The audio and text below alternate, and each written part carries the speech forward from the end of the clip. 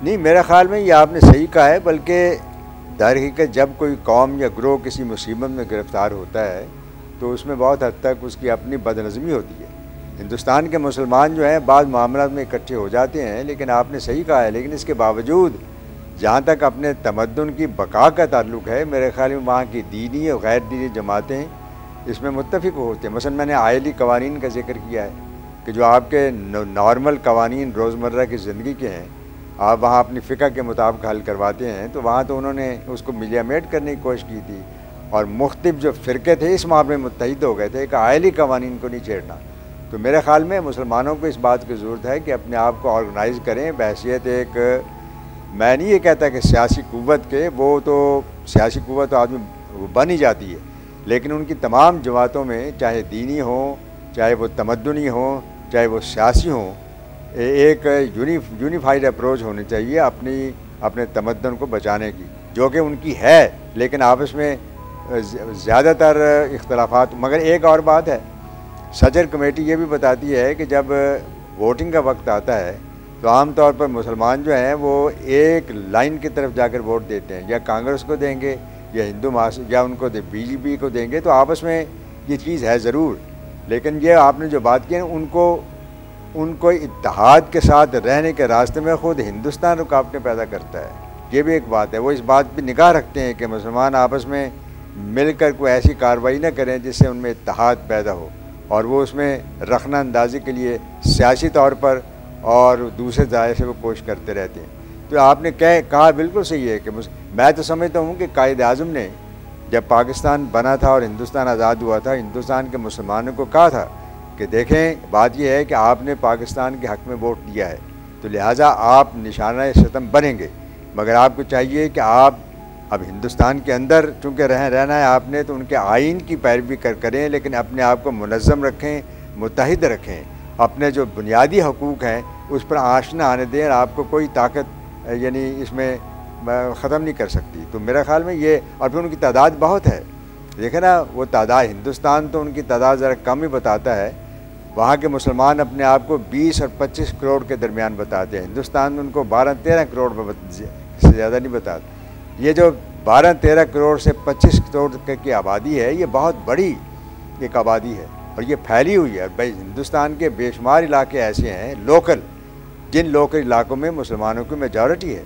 तो अगर आपस में मेरे ख़्याल में हौसले से काम लें। मैंने देखा है एक और बात, दिल्ली में मैंने देखा है कि बहुत सी गाड़ियों के पीछे स्टिकर लगे होते हैं, अपने मुसलमान होने पर फ़ख्र करो, और मैंने देखा है उसमें शिया हों, सिंधी हों, बरेलवी हों, सुन्नी हों, गैर बरेलवी हों, इसमें सारे के सारे ये स्टिकर खासे पॉपुलर हैं।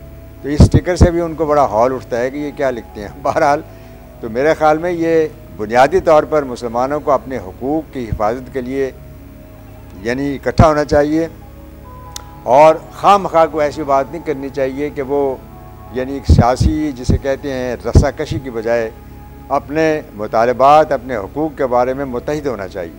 बाकी इख्तलाफात तो होते हैं हर, लेकिन हिंदुस्तान के ऊपर भी ये एक ज़िम्मेदारी आयद होती है कि वो इस 21वीं सदी का एक बड़े बालादस्त कौम बनना चाहता है। वो कैसे बनेगा अगर अपने लोगों में इतनी डिस्क्रिमिनेशन करेगा। और हिंदुस्तान की डिस्क्रिमिनेशन का सबसे बड़ा सबूत तो कश्मीर है। अब कश्मीर का वो इलाका जो 100% उनके तहत है, उनकी ऑक्यूपेशन में है, वहाँ भी मुसलमानों की जान व माल महफूज नहीं है। और आपको पता है कि ज़रा सी कोई आज़ादी की लहर हो या कोई इस किस्म की चीज़ की जाए तो वो हुकूमतें बदल देते हैं, कत्तो गारत करते हैं, फ़ौजें 6 लाख फ़ौजें रखी हुई हैं। शुक्रिया डॉक्टर साहब। डॉक्टर रफ़ीक अहमद हमसे बात कर रहे थे। यहाँ पर हम एक छोटी सी ब्रेक लेंगे। ब्रेक से वापस आकर आपको मज़ीद ऑफ कोर्स हालात बताएंगे हिंदुस्तान से रिलेटेड। देखते रहिए प्रोग्राम अमन बराबरी के साथ।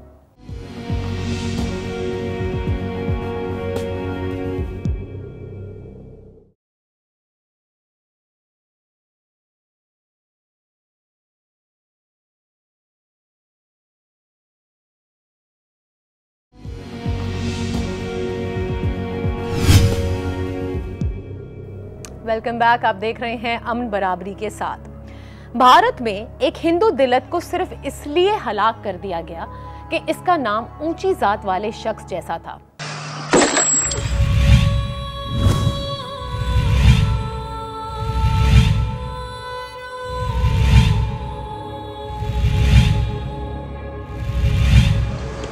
हम बड़ी जात के, वो छोटी जात के, ये मुँह नहीं लगाते ज़्यादा। कत्ल की वारदात हुई जिला बस्ती उत्तर प्रदेश के गांव राधोपुर में, जहां एक दलित बच्चे को इसलिए कत्ल कर दिया गया कि उसका नाम एक आला जात के पड़ोसी के बेटे जैसा था।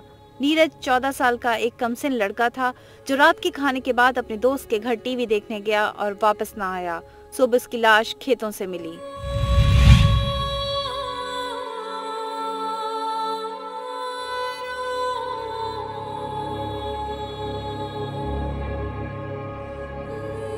ऊंची जात के जवाहर चौधरी और दलित तबके से ताल्लुक रखने वाले राम समर के दो बेटे हैं और उन्होंने अपने बेटों के नाम धीरज और नीरज रखे हैं।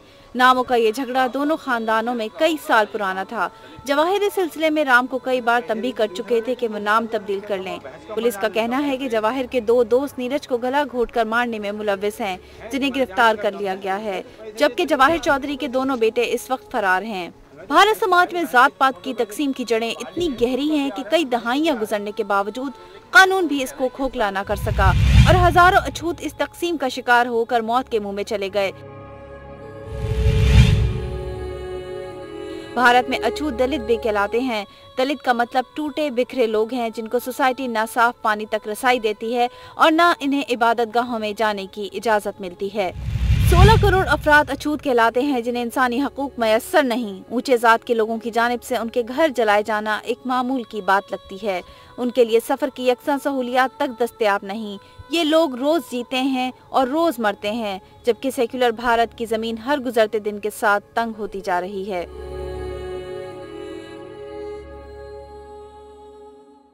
अयोध्या की तारीखी बाबरी मस्जिद को शहीद हुए 19 साल मुकम्मल हो गए। अदालती फैसले के बावजूद मुसलमानों को कोई रिलीफ नहीं मिल सका। बाबरी मस्जिद की शहादत पर देखते हैं ये रिपोर्ट।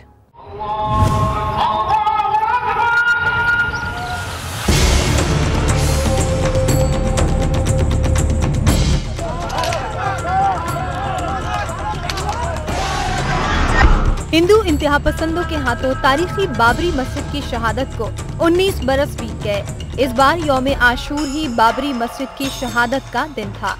ये इत्तेफाक नहीं तो क्या है कि भारत में यौम आशूर मुसलमानों के लिए एक और स्याह दिन भी रहा। 19 साल पहले 6 दिसंबर को इंतहा पसंद हिंदुओं ने अयोध्या में तारीखी बाबरी मस्जिद पर हमला करके शहीद कर दिया था। भारतीय मुसलमान 6 दिसंबर के वाक़यात याद करके अफसरदा हैं। इस साल ये एक ज़रूर मौका पड़ा है कि जब 6 दिसंबर को 10 मुहर्रम भी है, यानी यौम आशूरा भी है, और लखनऊ में जो कि 10 मुहर्रम भी काफ़ी ज़्यादा अहमियत का हामिल रहता है और यहाँ पे 10 मुहर्रम को काफ़ी टेंशन भी रहता है। इस वजह से मुस्लिम तंजीमों की तरफ से भी खुसूसी तौर पर हर तरीके के एहतियात बरते जा रहे हैं और एडमिनिस्ट्रेशन भी इस सिलसिले में काफी संजीदा है। बाबरी मस्जिद की शहादत के दिन पर भारत में सिक्योरिटी सख्त है।